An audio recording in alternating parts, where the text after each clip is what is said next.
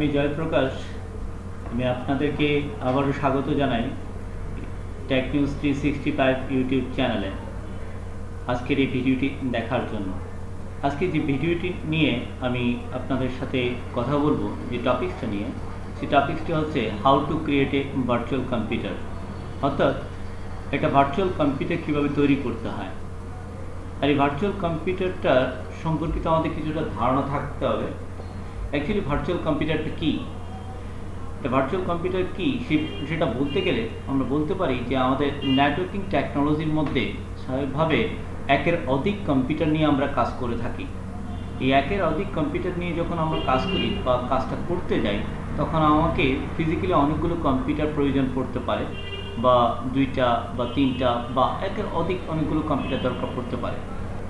সেই ক্ষেত্রে এই ভার্চুয়াল কম্পিউটারই কিন্তু আমাদের এই নেটওয়ার্কিং ফিল্ডে আমাদের একের অধিক কম্পিউটার দ্বারা নেটওয়ার্ক অর্গানাইজ করার সিস্টেমেটিক ওয়েগুলো বা কাজগুলো শিখতে অনেকটা সহযোগিতা করে। আর এই জন্য বর্তমান টেকনোলজিতে ভার্চুয়াল কম্পিউটার তৈরি করার প্রসিডিওরটা অনেকটা পপুলারিটি পেয়েছে। এই ভার্চুয়াল কম্পিউটার তৈরি করার জন্য স্বাভাবিকভাবে অনেক ধরনের সফটওয়্যার আছে। সেই সফটওয়্যারের মধ্যে আজকে যে সফটওয়্যারটা আমি অ্যাকচুয়ালি ইউজ করব, সেই সফটওয়্যারটা হচ্ছে কি VMware সফটওয়্যার। বর্তমানে এই VMware সফটওয়্যার অনেকগুলো ভার্সন আছে, 12 ভার্সন, 14 ভার্সন, 15 ভার্সন, লেটেস্ট আপনার ভার্সনগুলো আছে। সেক্ষেত্রে আমি আজকে আমার ভিডিও ক্লিপের মাধ্যমে যে কাজটি ভার্চুয়াল কম্পিউটার যেটা তৈরি করব, সেক্ষেত্রে আমি ভার্সন ইউজ করছি 12 ভার্সনটা। আপনারা চাইলে আপডেট ভার্সন ইউজ করতে পারেন। তো আসুন তাহলে আমরা একটু বুঝে নিই যে অ্যাকচুয়ালি ভার্চুয়াল কম্পিউটারের সুবিধাগুলো কী কী। এই একটু দেখি যে তার সুবিধাগুলো কী কী হতে পারে। ভার্চুয়াল মেশিনের সুবিধা কী কী সেটা আমি যখন বললাম, আমি এখানে বলছি ভার্চুয়াল মেশিনের প্রধান সুবিধা হচ্ছে 1 নম্বর, একে অপরের থেকে বিচ্ছিন্ন একাধিক অপারেটিং সিস্টেম একটা ফিজিক্যাল মেশিনের মধ্যে একটা সফটওয়্যার দ্বারা আমরা কী করতে পারি, তৈরি করতে পারি। এটা একটা আমাদের সুবিধা। 2 নম্বর হচ্ছে কি সহজে রক্ষণাবেক্ষণ, প্রয়োগের সুবিধা, প্রাপ্যতা এবং সুবিধাজনক পুনরুদ্ধার। আমরা স্বাভাবিকভাবেই কথাটা বুঝতে পেরেছি, কারণ একটা ফিজিক্যাল কম্পিউটারকে যতটা পরিমাণে আপনার রক্ষণাবেক্ষণ করার প্রয়োজনীয়তা পড়ে, সেক্ষেত্রে একটা ভার্চুয়াল কম্পিউটারে ওই পরিমাণ হয়তো বা রক্ষণাবেক্ষণের প্রয়োজন পড়বে না, যেটা স্বাভাবিকভাবে আপনার একটা ফিজিক্যাল কম্পিউটারের মধ্যেই ইন্টারনালি ওই সফটওয়্যার দ্বারা, অর্থাৎ VMware সফটওয়্যার বা ভার্চুয়াল কম্পিউটারটা যে সফটওয়্যার দ্বারা আমরা তৈরি করব, সেই সফটওয়্যার দ্বারাই সেটা কী হবে, পরিচালিত হবে। 3 নম্বর হচ্ছে বৃহত্তর ব্যবসায়িক ধারাবাহিকতা। আমাদের যদি ব্যবসায়িক প্রতিষ্ঠানগুলোতে আমরা যদি রিস্ক ফ্যাক্টর এড়াতে চাই, সেক্ষেত্রে ভার্চুয়াল কম্পিউটার আমাদেরকে অনেক বেশি সহযোগিতা করে। এই জন্য বলছে যে বৃহত্তর ব্যবসায়িক ধারাবাহিকতা এবং দুর্যোগ পুনরুদ্ধার। অনেক সময় দেখা যায় আমাদের অফিসগুলোতে আমাদের যদি রিয়েল কম্পিউটার দ্বারা আমরা সার্ভার তৈরি করি, সেই সার্ভারটা যদি ড্যামেজ হয়ে যায়, আমরা পুনরায় একটা সার্ভার তৈরি করতে গেলে দেখা যায় কি যে অনেক সময় লেগে যায়, এবং এই সময়টুকু হয়তো আমাদের অফিস নেটওয়ার্কের মধ্যে পাওয়া নাও যেতে পারে। সেই দিক থেকে যদি ভার্চুয়াল কম্পিউটার মাধ্যমে আপনারা যদি সেই সার্ভারটা রেডি করতে পারেন, তাহলে খুব দ্রুততম সময়ে সেটা আপ করাটা সম্ভব হয়। এই জন্য 4 নম্বর পয়েন্টে আমি বলছি ডাউন টাইম নির্মূল। এই ডাউন টাইমটা অনেকটা কী করা যায়, রিডিউস করা যায়। 5 নম্বর হচ্ছে কি সহজকৃত ডেটা সেন্টার ম্যানেজমেন্ট। স্বাভাবিকভাবে বর্তমানে ডেটা সেন্টার এই বিষয়টা এখন বিজনেস প্ল্যাটফর্মে অনেকটা হট টেক হিসাবে ইউজ হচ্ছে। তো স্বাভাবিকভাবে এই ডেটা সেন্টারকেও আমরা এই ভার্চুয়াল কম্পিউটার দ্বারা খুব সহজেই কী করতে পারি, পরিচালিত করতে পারি। তা আসুন আমরা হয়তো কথা না বাড়ি এই ভার্চুয়াল কম্পিউটারটা, অর্থাৎ আমাদের রিয়েল কম্পিউটারের মধ্যে একটা সফটওয়্যার দ্বারা বা VMware সফটওয়্যারের মাধ্যমে একটা ভার্চুয়াল কম্পিউটার কীভাবে তৈরি করতে পারি, এবং এই ভার্চুয়াল কম্পিউটার তৈরি করার মাধ্যমে আমরা নেটওয়ার্কিং ফিল্ডের মধ্যে একের অধিক কম্পিউটার মধ্যে সংযোগ স্থাপন করার ভিত্তিতে কীভাবে কাজগুলো করতে পারি, তার জন্য এই ভার্চুয়াল কম্পিউটার তৈরি করার প্রসিডিউরটা আজকে আমরা জেনে নিই। তার জন্য আরেকটা কথা একটু বলে রাখি আপনাদেরকে জানার সাথে, আপনি যে ভার্চুয়াল কম্পিউটার তৈরি করবেন, সেই ফিজিক্যাল কম্পিউটারের মধ্যে ন্যূনতম 4 GB র্যাম হলে ভালো হয়। তার এছাড়া যদি এইখানে যদি 8 GB র্যাম হয় আরও ভালো হয়, কিন্তু ন্যূনতম 4 GB হলে সবচেয়ে বেস্ট। কারণ আপনি একের অধিক ভার্চুয়াল কম্পিউটার নিয়ে যেহেতু আপনার কম্পিউটারের নেটওয়ার্কিং ফিল্ডের ভিত্তিতে সেই বিষয়গুলো মনিটরিং বা চেকিং করবেন বা বিভিন্ন টেস্টিং চালাবেন, সেই জন্য অবশ্যই কম্পিউটারটিতে 4 GB র্যাম হলে খুবই সুবিধাজনক অবস্থানে আপনি কাজগুলো করতে পারবেন। তো আসুন তাহলে আমরা একটা ভার্চুয়াল কম্পিউটার কীভাবে তৈরি করি সেই বিষয়টা একটু দেখে নিই। একটি VMware সফটওয়্যার ইনস্টল করে রেখেছি, যে সফটওয়্যারটা ইনস্টল করার পর আপনারা এই ধরনের একটা প্ল্যাটফর্ম দেখতে পাবেন। আপনারা স্বাভাবিকভাবে ইন্টারনেট যদি কানেকশন থাকে তার মাধ্যমে এই সফটওয়্যারটি ডাউনলোড করে ইনস্টল করে নেবেন এবং ইনস্টল একেবারেই ইজি ওয়েতেই নেক্সট দিয়ে ইনস্টল করে ফেলা। ইনস্টল করা হয়ে গেলে এই ধরনের একটা প্ল্যাটফর্ম পাবেন। আমি একটু আগেও আপনাদেরকে বলেছি যে আমি যে ভার্চুয়াল কম্পিউটারটি তৈরি করব যে সফটওয়্যারটির মাধ্যমে, সেটা হচ্ছে VMware এবং সেটার ভার্সনটা হচ্ছে 12। তো ভার্চুয়াল কম্পিউটারটা তৈরি করার ক্ষেত্রে আরেকটা বিষয় মাথায় রাখতে হবে যে আপনি ভার্চুয়াল কম্পিউটারটা চাইলে সি ড্রাইভে ডিফল্ট লোকেশনে তৈরি করতে পারেন, বাট আমি মনে করি সেই ডিফল্ট লোকেশন অর্থাৎ সিতে তৈরি না করে আপনি একটা আলাদা ড্রাইভ সিলেক্ট করে নেবেন, যে ড্রাইভের মধ্যে আপনার এই ভার্চুয়াল কম্পিউটারটা তৈরি হবে। আচ্ছা, সেটা তৈরি করতে যাওয়ার আগে এখানে আমরা সফটওয়্যার মধ্যে কিছু অপশন দেখতে পাচ্ছি, এটা একটু দেখি। Create a new virtual machine, অর্থাৎ আমি নতুন ভার্চুয়াল মেশিন তৈরি করতে গেলে এটাকে ক্লিক করতে পারি সেকশনটাকে। ওপেন এ ভার্চুয়াল মেশিন, আপনার যদি আগে থেকে ভার্চুয়াল মেশিন তৈরি করা থাকে তাহলে সেই ক্ষেত্রে এই সেকশনের মাধ্যমে সেই ভার্চুয়াল মেশিনটাকে ওপেন করতে পারেন। Connect to A remote server, অর্থাৎ আপনি যদি কোনো রিমোটলি আপনার সার্ভারের সাথে কানেক্ট করতে চান, ভার্চুয়ালি সেই ভার্চুয়াল কম্পিউটারের সাথে কানেক্ট করতে চান, তাহলে এই অপশনটি আপনি সিলেক্ট করতে পারেন। এছাড়া আপনি আপনার যদি ক্লাউড সেকশনের মধ্যে যদি কোনো ভার্চুয়াল কম্পিউটার নিয়ে কাজ করতে চান, কানেক্ট করতে চান, তাহলে এই অপশনটি ইউজ করতে পারেন। তো এই মুহূর্তে তো আমরা একটা আমাদের রিয়েল কম্পিউটার ভার্চুয়াল কম্পিউটার তৈরি করছি, তাহলে অবভিয়াসলি আমরা তৈরি করবো কি create a new virtual machine এই সেকশনের মাধ্যমে। আমরা এই সেকশনের মাধ্যমে তৈরি করতে পারি, অথবা আমি ফাইল থেকে নিউ ভার্চুয়াল মেশিন এই সেকশনের মাধ্যমে আমরা এভাবে তৈরি করতে পারি। স্বাভাবিকভাবে আমি ফাইল থেকেই দেখাচ্ছি আপনাদেরকে। ফাইল থেকে নিউ ভার্চুয়াল মেশিন ক্লিক করলাম, স্টেপ বাই দেখানোর চেষ্টা করছি কীভাবে ভার্চুয়াল কম্পিউটারটা তৈরি করতে হয়। তো সেক্ষেত্রে প্রথমে আমরা দুটো অপশন দেখতে পেলাম, একটা হচ্ছে কি টিপিক্যাল আর একটা হচ্ছে কাস্টম। আপনি যদি যে ভার্চুয়াল কম্পিউটারটা তৈরি করছেন অর্থাৎ রিয়েল কম্পিউটারের মতো, সেই কম্পিউটারের মধ্যে যদি কাস্টমাইজ করতে চান, তার হার্ড ডিস্ক করতে হবে, তার র্যাম কী হবে, তার আদার হার্ডওয়্যারগুলো কী কী হবে, এই সমস্ত কাস্টমাইজেশনের উপর ভিত্তি করে আপনি যদি কনফিগার করতে চান তাহলে কাস্টমাইজ যাবেন। আর যদি না আমি এখানে ডিফল্টভাবে যেটা অবস্থানে আছে সেই অনুযায়ী আমি কাজ করব, সেক্ষেত্রে আপনি টিপিক্যাল ইউজ করতে পারেন। পরবর্তী চাইলেও সেটা আপনি কাস্টমাইজ করে নিতে পারবেন।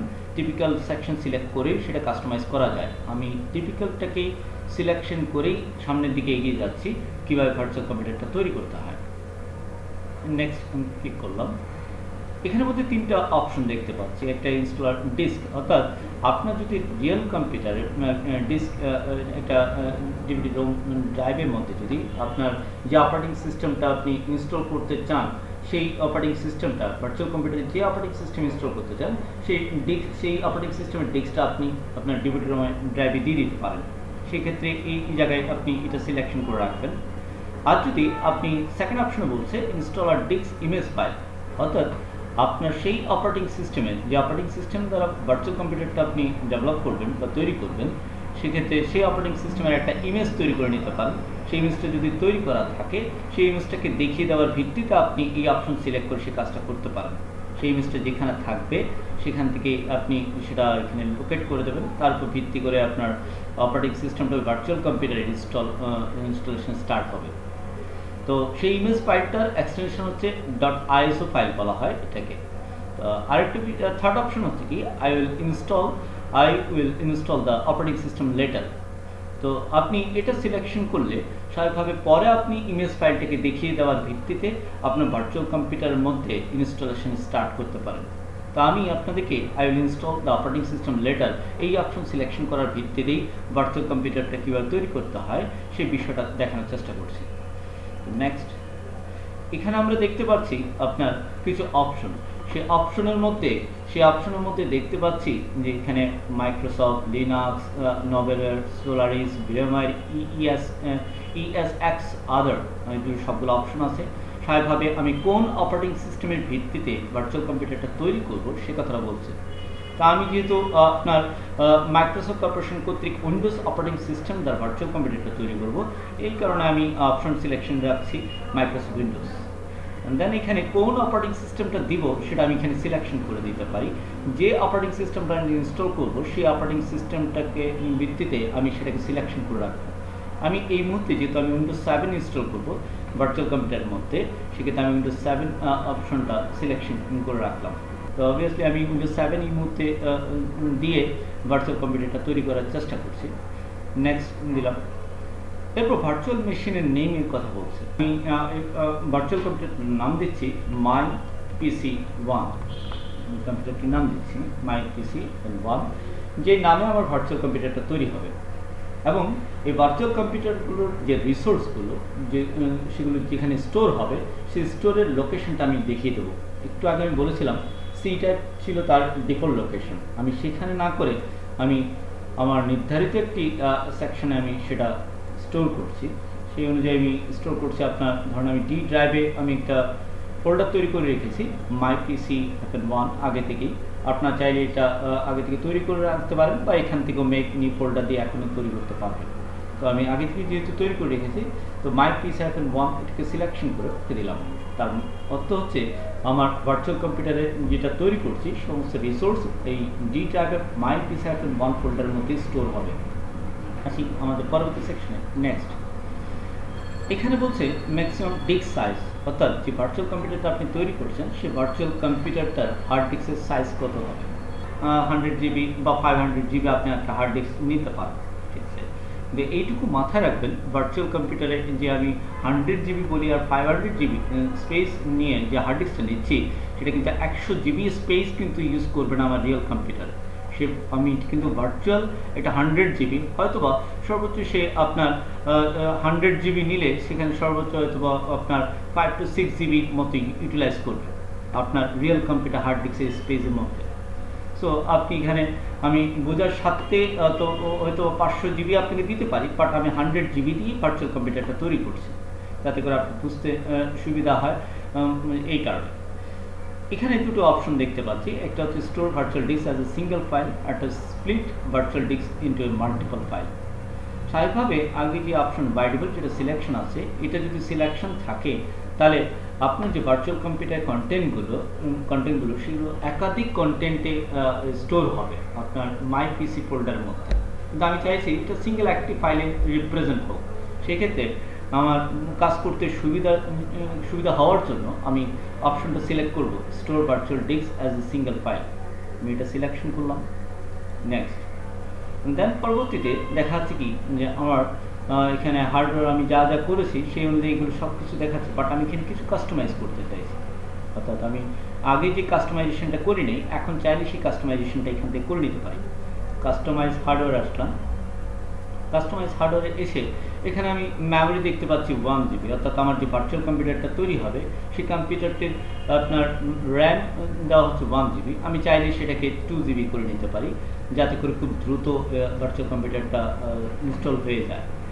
তো প্রসেসর দেখা যাচ্ছে 1 কোর দেওয়া আছে, তো 1 কোর থাকতে পারে, এটা চাইলে আপনি বাড়াতে পারেন প্রসেসরের কোর। এখানে দেওয়া আছে নিউ সিডি ডিভিডি, এখানে দেওয়া আছে, অর্থাৎ আমার আইএসও ইমেজটা দিয়ে দিতে বলছে, অর্থাৎ সিডি ডিভিডি।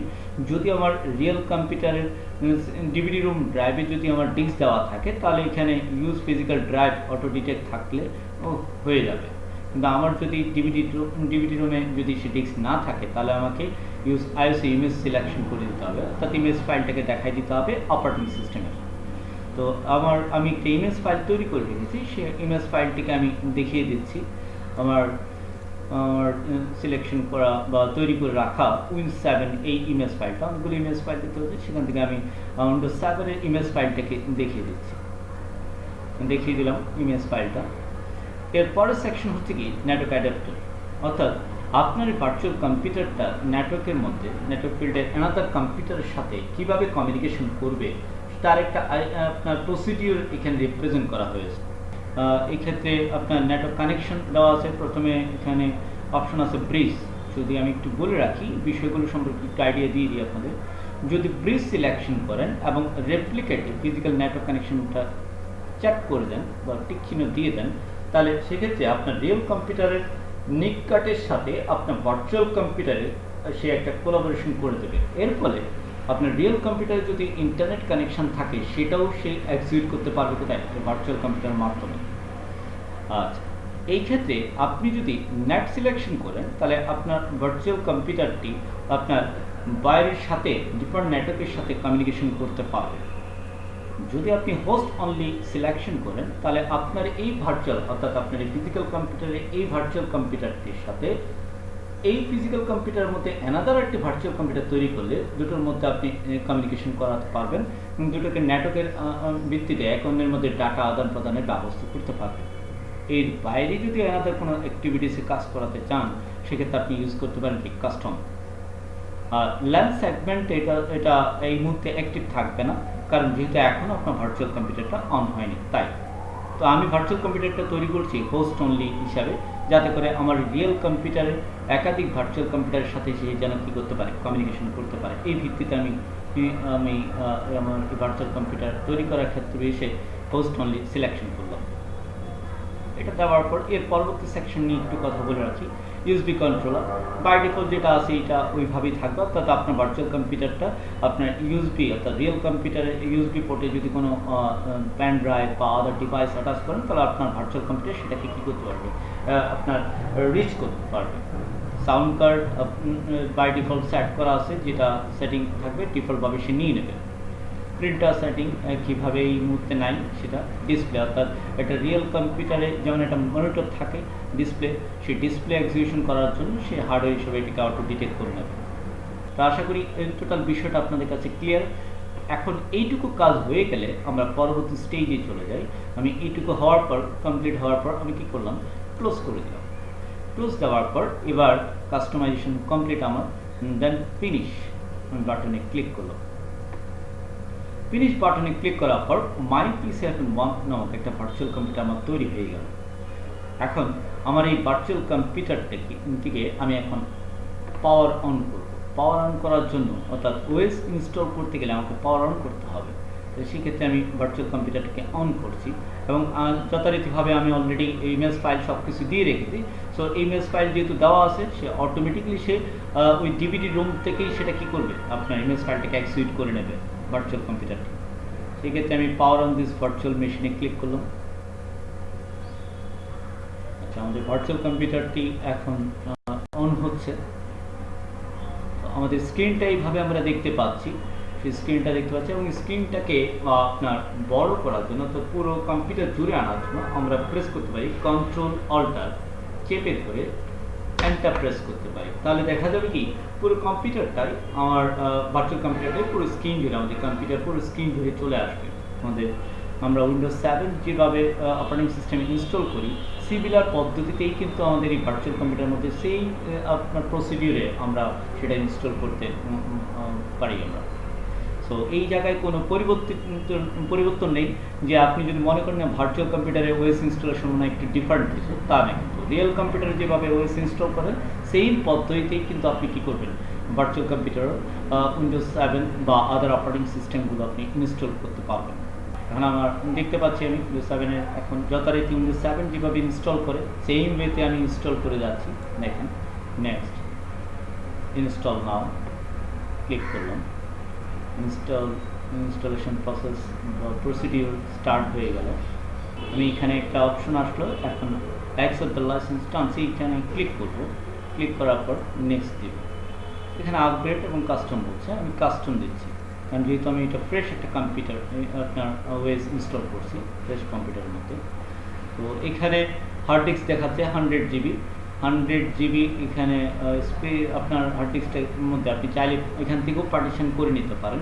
আমরা যদি পার্টিশন করতে চাই, ড্রাইভ অপশন এখানে অ্যাডভান্সে ক্লিক করলে পার্টিশনের নতুন পার্টিশন করার, অর্থাৎ হার্ড ডিস্কের মধ্যে আপনি যেভাবে পার্টিশন করেন সেই ওয়েতে আপনি পার্টিশনটা করে নিতে পারেন। এই নিউ সিলেকশনের ভিত্তিতে আপনি যে স্পেসটা দিয়ে পার্টিশনটা করতে চান, সাইজটা দিয়ে পার্টিশন করতে চান, সেই সাইজটা নির্ধারণ করে আপনি অ্যাপ্লাই দেওয়ার ভিত্তিতে আপনি পার্টিশন বিভক্ত করে নিতে পারেন। সেই অনুযায়ী আমি নেক্সট প্রসিডিউর যাচ্ছি।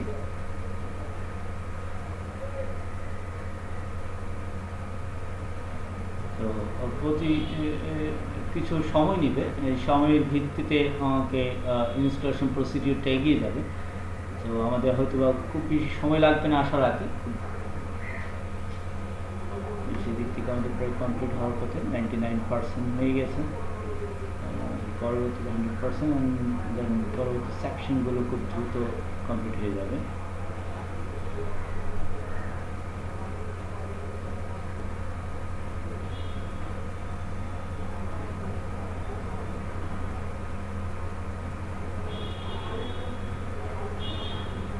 আমাদের একটা রেজিস্টার্ট চাইছে, সে অটোমেটিক যেভাবে নিতে পারে সে চাইলে আপনি রেজিস্টার্ট নাও দিয়ে দিতে পারেন। আমি তার উপর ছেড়ে দিলাম, তো অটোই রেজিস্টার্ট নিল, যাতে আপনি বুঝতে সুবিধা হয়।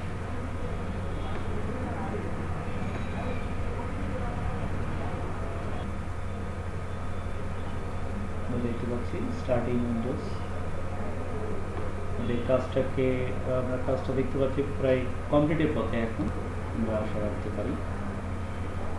setup is trading registry setting.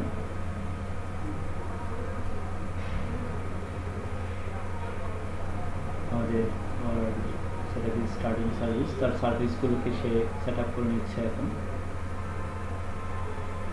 একইভাবে কিন্তু আপনি যেমন উইন্ডোজ 7, উইন্ডোজ 10 যে কোনো অপারেটিং সিস্টেম দিয়েই কিন্তু আপনি এই ধরনের ভার্চুয়াল কম্পিউটার আপনি তৈরি করতে পারবেন।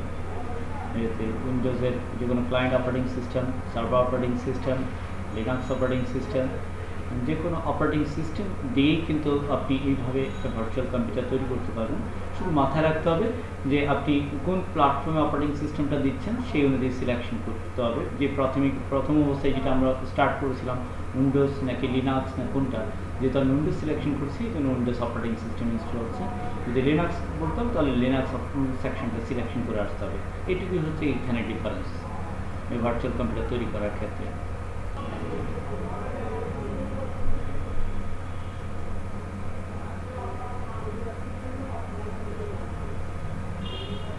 আমরা দেখতে পাচ্ছি তাহলে ফাইনাল টাচে চলে আসছে। সেটা will continue after restarting your computer, then another আবারও একবার সে রিস্টার্ট নিল, সেকেন্ড টাইম সে রিস্টার্ট নিচ্ছে এখন। Restart and final restart OS ইনস্টলেশনের ভিত্তিতে সে রিস্টার্টটা নিয়ে নিল এবং আবার অন হচ্ছে ভার্চুয়াল কম্পিউটারটি।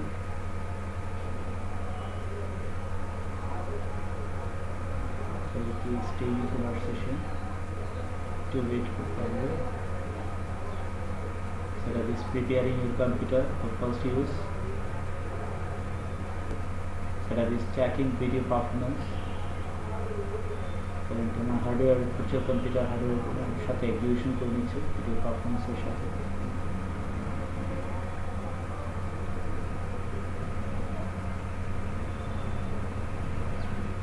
Call admin. ইউজারটার নাম দিচ্ছি লোকাল অ্যাডমিন, আর এইখানটায় দেবো কম্পিউটার নেমটা। এখানে থাকবে ইউজারের নেমটা, আমি একটা ইউজার নেম দিলাম, আপনি যে কোনো নাম দিতে পারেন, আপনার নামও দিতে পারেন, বা অফিসের যে ভিত্তিতে নাম দেওয়া প্রয়োজন সেই অনুযায়ী নাম দিতে পারেন। কম্পিউটার নেম দিচ্ছি মাই পিসি, কম্পিউটার নেমটা দিচ্ছি এটা। আর নেক্সট ফর সেকশন, এখানে আমি কোনো পাসওয়ার্ড সেট করছি না এখন, আপনি চাইলে পাসওয়ার্ড দিতে পারেন আপনার ভার্চুয়াল কম্পিউটারে। নেক্সট, এখানে automatically activate Windows when I am online, আমি এটাকে সিলেকশন করে টিক চিহ্নটাকে তুলে দিলাম। এখানে আমি এই মুহূর্তে কোনো ধরনের ফায়ার সেটিংয়ে যাচ্ছি না, আস্ক মি লেটার। এখানে আমি ডেট অ্যান্ড টাইম সেট করে দিচ্ছি +6, আমাদের স্থান ঢাকা, সিলেকশন করে দিলাম কান্ট্রি ওয়াইজ। আমাদের আজকের তারিখ হচ্ছে 12 তারিখ, এটা ডেট টাইমটা সেট করে দেবেন, ডেট অ্যান্ড টাইম যদি ঠিক না থাকে সেট করে দেবেন। নেক্সট, আমি এটাকে ওয়ার্ক নেটওয়ার্ক হিসাবে রিপ্রেজেন্ট করছি। এখানে তিনটা option, home network, work network, public network. আপনার কম্পিউটারটা যদি আপনার বাইরের সাথে কমিউনিকেশন করতে চায় ভার্চুয়াল কম্পিউটার, পাবলিক নেটওয়ার্ক, বা ওয়ার্ক নেটওয়ার্ক আপনার ইন্টারনাল নেটওয়ার্কের সাথেও যদি কাজ করতে চান, নেটওয়ার্কের অন্যান্য ফ্যাক্টরের সাথে কাজ করতে চান, সেক্ষেত্রে ওয়ার্ক নেটওয়ার্ক নেবেন। আর হোম নেটওয়ার্ক হচ্ছে লিমিটেড, সেক্ষেত্রে আমি এই মুহূর্তে এটাকে ওয়ার্ক নেটওয়ার্ক হিসাবে রিপ্রেজেন্ট করে দিচ্ছি। সেটিংস,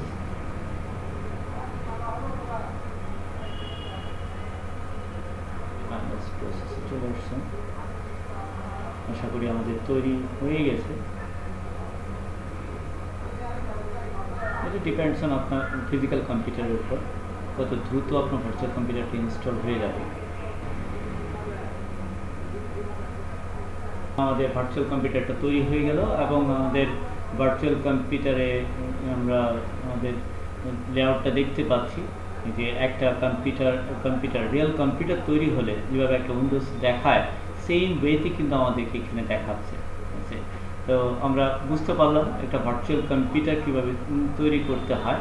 আশা করি ভার্চুয়াল কম্পিউটারটা তৈরি করার প্রসিডিউর আপনারা বুঝতে পেরেছেন। তো আর এই ভার্চুয়াল কম্পিউটারটি একটি রিয়েল কম্পিউটার যেভাবে কাজ করেন সেম ওয়েতে আপনি এখানে কাজ করতে পারবেন এই ভার্চুয়াল কম্পিউটারে। তো আশা রাখি এইটুকু আপনারা বুঝতে পেরেছেন একটা ভার্চুয়াল কম্পিউটার তৈরির প্রসিডিউর এবং একটা কম্পিউটারের মধ্যে কীভাবে ওএস রিপ্রেজেন্ট করার ভিত্তিতে সেই কাজটা করতে হয়। আজকে এইটুকুই রাখলাম। আশা রাখি পরে আবার নতুন কোনো ভিডিও নিয়ে দেখা হবে। আর ভিডিওটি যদি ভালো লেগে থাকে সবাইকে আমি রিকোয়েস্ট করব সাবস্ক্রাইব করবেন আমার চ্যানেলটিকে। আশা রাখি আগামীতে আরও নতুন নতুন ভিডিও ক্লিপ নিয়ে আপনাদের কাছে আসতে পারবো এবং আপনাদের সহযোগিতা হতে পারলে আমি নিজেকে অনেকটা ধন্য মনে করব। সবাই ভালো থাকবেন, সুস্থ থাকবেন।